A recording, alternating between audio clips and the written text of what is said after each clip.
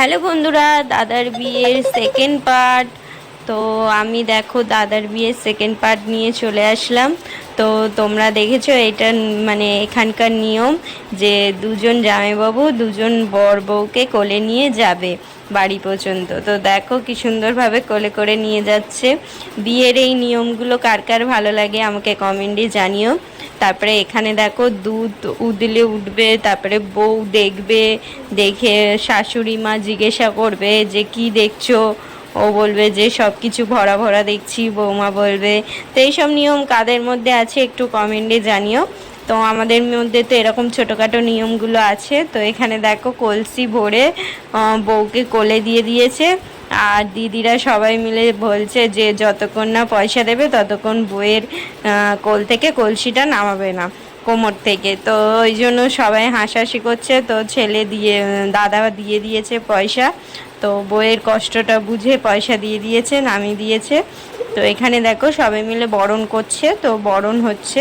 তো সবাই দাঁড়িয়ে দাঁড়িয়ে আমরা সব দেখছি, এখানে বরণ করা হচ্ছে। এইসব নিয়মগুলো কার কার ভালো লাগে একটু জানিও। আমার তো বিয়ের সব নিয়মগুলোই খুব ভালো লাগে, ছোটোখাটো নিয়মগুলো। এই দেখো ঘুরবে, ঘুরে বউকে ঠেলে দেবে। দেখো এই নিয়মগুলো কার কার মধ্যে আছে একটু জানিও। সবাই মিলে হাসাহাসি করছে, বলছে বউকে ঠেলে দিচ্ছ, আর ছেলে কি তোমাদের বলে ছেলেকে ঠেলবে না, ওই নিয়ে সব হাসাহাসি করছে। তো দেখো এইরকম বিয়ে বাড়িতে ছোটোখাটো ইয়ার্কি মজা তো হয়। তো কার কার বাড়ির ওখানে এরকম বিয়ে বাড়িতে ছোটোখাটো মজা হয় কমেন্টে একটু জানিও। তো আমার তো বিয়েবাড়ির এই নিয়মগুলো খুব খুব ভালো লাগে। আর সেদিন এত গরম ছিল বন্ধুরা যে কি বলবো, প্রচণ্ড গরম ছিল। বিয়ের দিনও খুবই গরম ছিল।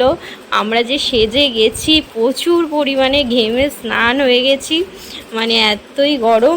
আর এই বিয়ের হাসি মজা করতে করতে আমার ছেলের তো জ্বর এসে গেছে, তার জন্য আমি বিয়ের পুরোটা থাকতে পারিনি।